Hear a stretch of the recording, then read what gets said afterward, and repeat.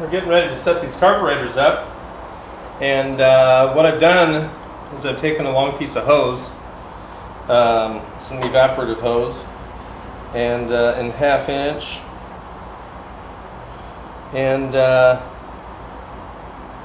yeah, we use it for fuel vapor and PVC and stuff. But what I've done is I've gotten it long enough. I'm going to have my cohort hold the end of the hose in a certain position on the mic, not directly on it, but he'll be a couple inches away, and he's going to hold it there the whole time. And I'm going to progressively start at the back, and while he holds the hose in identically the same spot, I'm going to run this, and I'm going to listen to the hiss.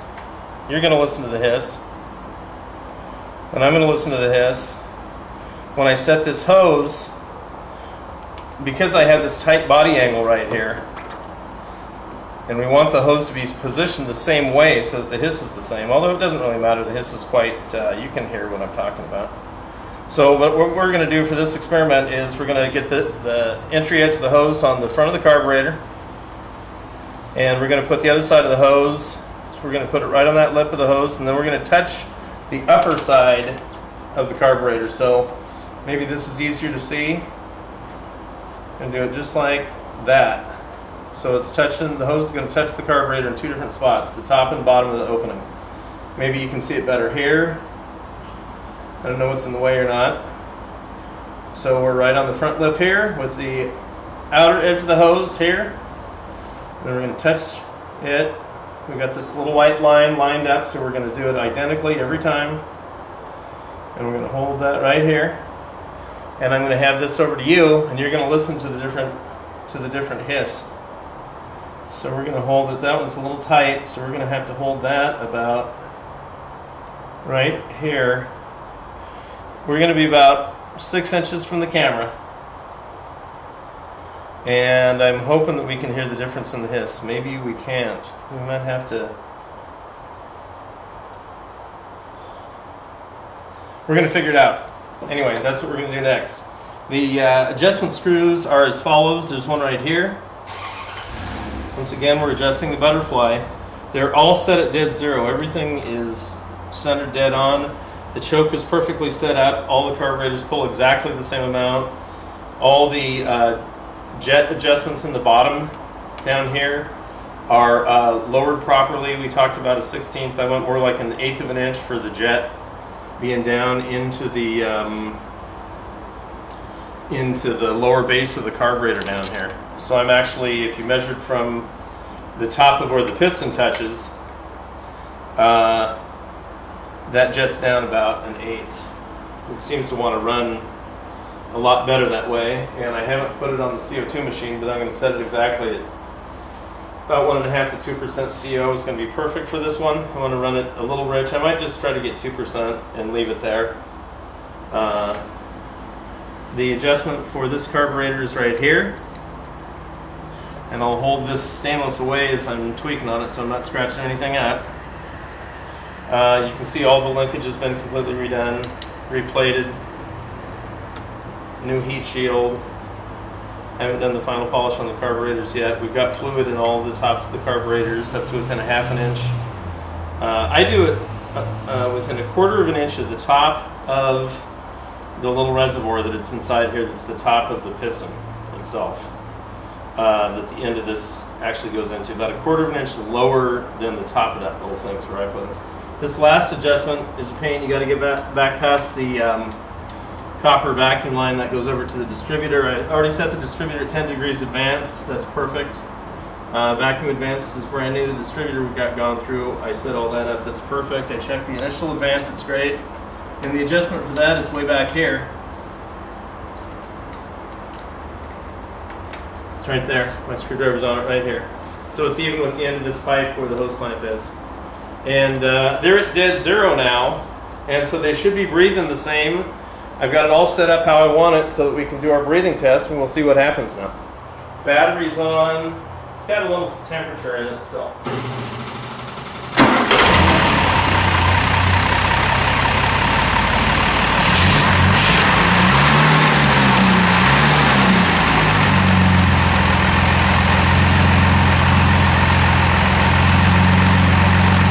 Okay, now we've got 60 pounds of oil pressure. It's not at full operating temperature, but that doesn't change what we're going to do. So I'm going to use this hose there, and I'm going to listen to them first.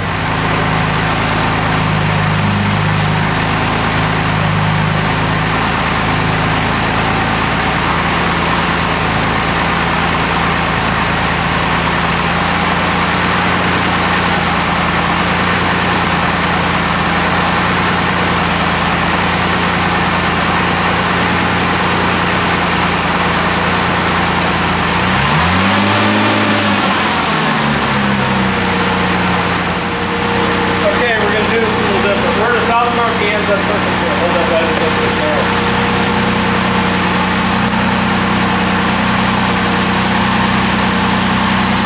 Okay, now you can hear the difference. This one, I'm setting it right against the opening there. This one, this front one is making a much faster sound. Listen to this one. I'm hoping that we can pick that up on the camera, and I don't know if we did or not. We'll see. It's a good experiment. But this one's got a lot more air coming through it than either that one or that one.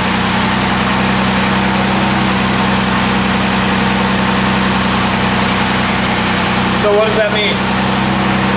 That means we have to close the throttle plate a little bit and see if we can slow that down.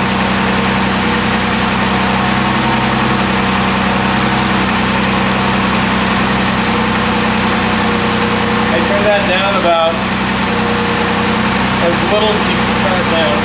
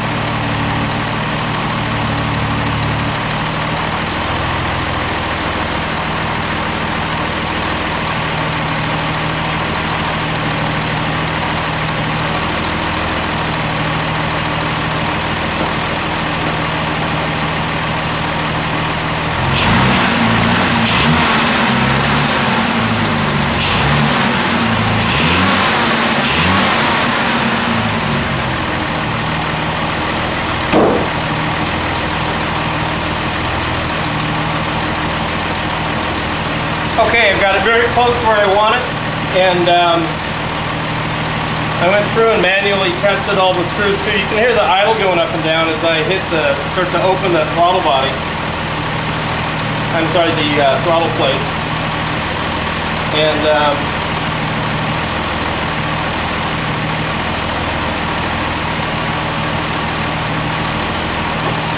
I want to raise the idle just a little teeny bit. I've got it about 700 now, and I want it a little higher than that. So I'm going to go through and turn every single screw now that I got them exactly how I want them. I'm going to go through and turn every single screw. I'm only turning it by a flat at a time. So you take the screw, it's got flat sides on it, turn it one flat, feel it go off the idle, listen to where it picks it back up, and just go one flat at a time, keep them all together. So now we're going to turn them up a half a flat each and see what it does to my idle speed.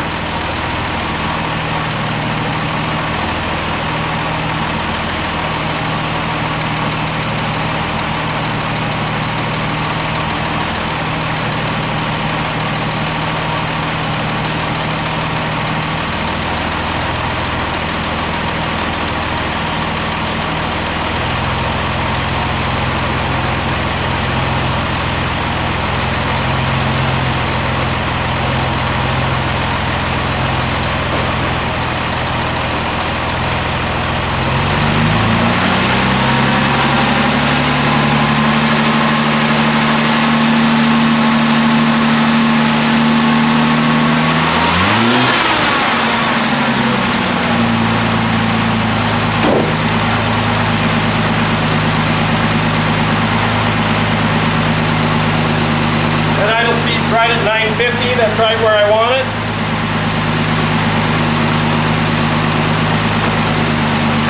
This test is redundant because they're going to all sound the same.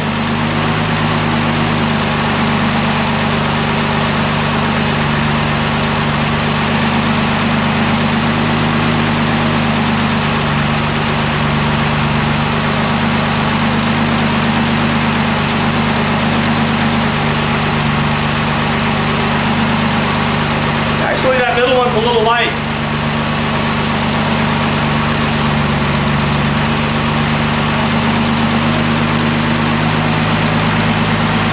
That middle one was just a hair light.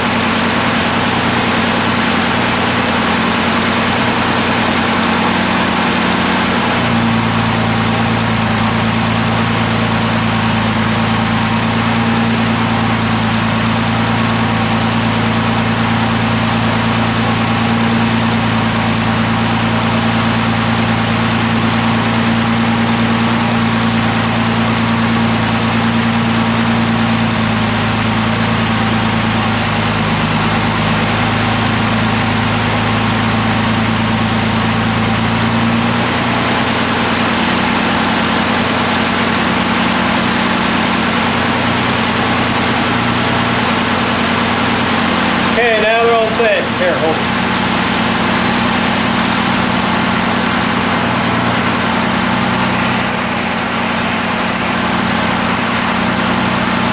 Okay, perfect. Now, the idle might be, we want to check the idle on 950 to 1,000.